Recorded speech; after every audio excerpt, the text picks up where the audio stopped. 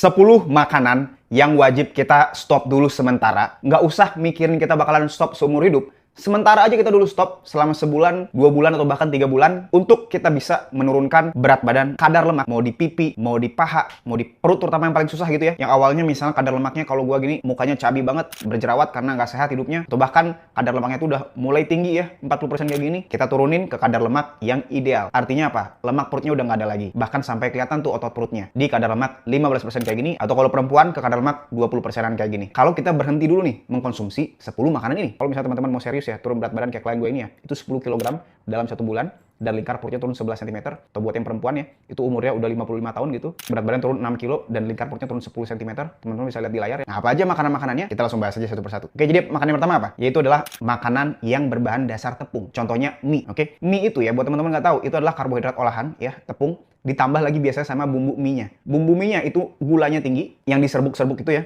Itu ada kandungan gulanya loh. Apalagi di kecapnya. Kecapnya ada gulanya, ada karbo, ada kedelainya, ada minyak nggak sehat. Itu lu campur dan lu makan tiap hari. Nggak heran misalnya apa? Misalnya perut lu buncit, oke? Nggak heran misalnya usus lu bermasalah. Nggak heran misalnya lu GERD. Nah, yang kedua, yaitu masih sama, makanan berbahan dasar tepung. Yaitu apa? Yaitu roti, Pak. Roti itu, kalau teman-teman nggak tahu, ada yang namanya gluten. Gluten itu kalau masuk ke usus, itu bisa klik ke usus kita. Kalau teman-teman lihat ilustrasi di sini ya, yang menyebabkan apa? Yang menyebabkan respon autoimun. Jadi kalau teman-teman punya autoimun, terus teman-teman makan roti, apalagi rotinya itu yang tinggi gluten, itu autoimunnya pasti kambuh. Nah, yang ketiga, yaitu adalah kue-kue. Contohnya apa? Kue brownies, kue bolu, kue bika Ambon tuh yang lagi viral. Yang keempat, yaitu apa? Ini sering banget nih, di mana-mana gue lihat. Gue pun juga dulu demen banget, yaitu apa? Martabak. Mau martabak manis ataupun martabak yang asin. Lu diet seminggu, lu makan itu sehari, lu harus bayar lagi seminggu.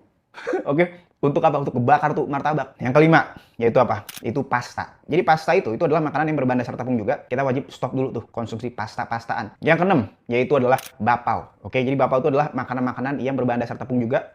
Kita wajib hindari juga ya. Yang ketujuh, yaitu apa? Yaitu donat. Oke, jadi donat itu, gua jamin teman-teman itu sering banget makan makanan donat ini. Itu bakalan apa? Bakal menghambat progres kita. Yang kedelapan, wah ini ngeri banget ya. Ini adalah makanan yang sering banget dikonsumsi bersamaan dengan kopi manis. Dan ini biasanya bakalan lebih parah lagi. Ya sebenarnya semua makanan tadi itu memperparah apa? Memperparah trigliserida atau lemak dalam darah yang nggak bikin kita punya masalah jantung. Yaitu apa? Yaitu gorengan. Oke, gorengan itu ya contohnya misalnya pisang goreng. Tepungnya itu nyerap minyak. Minyak yang nggak sehat itu diserap layaknya spons, Pak ya. Itu lu makan. Gimana kita nggak apa? Nggak serangan jantung, Pak. Apalagi kita makannya sering, setiap hari. Apalagi tuh makanannya apa? Murah dan juga enak. Karena pisangnya manis, tepungnya juga ya enak gitu ya. Belum lagi minyaknya habis dari berapa kali dipakai gitu ya. Bekas ada rasa-rasa sebelumnya itu dicampur. Pokoknya wah, itu bakalan naikin trigliserida. Nah, yang ke-9, yaitu apa? Yaitu kerupuk, Pak. Jadi kalau misalnya kita makan daging, ya makan soto daging misalnya, jangan lupa pakein kerupuk. Dagingnya jadi nggak sehat. Nah, sama yang terakhir nih, yang ke-10, yaitu apa makanannya? Yaitu adalah kue kering. Jadi kue kering ini biasanya dijumpai atau ditemui setelah kita puasa. Pada saat hari raya nih, lebaran misalnya kan, kita misal lebaran, itu pasti nastar di mana-mana. Misal teman-teman masih bingung juga, menu makanannya apa aja, list makanan yang kita wajib konsumsi setiap harinya di rumah ataupun di luar, yang wajib kita stop dulu sementara itu apa aja. Termasuk juga bahan-bahan makanannya tuh di mana belinya, link-link pembeliannya, dan juga program latihan di rumah, jalan kakinya gimana, atau latihan bebannya gimana, kardionya gimana, atau mau di tempat gym itu gimana. Nah, kalau misalnya teman-teman mau dibikinin itu semua, dan kita bakalan monitor langsung, supaya nanti teman-teman ada yang ngingetin, sehingga teman-teman bisa konsisten terus setiap hari, dan hasilnya bakalan lebih terjamin.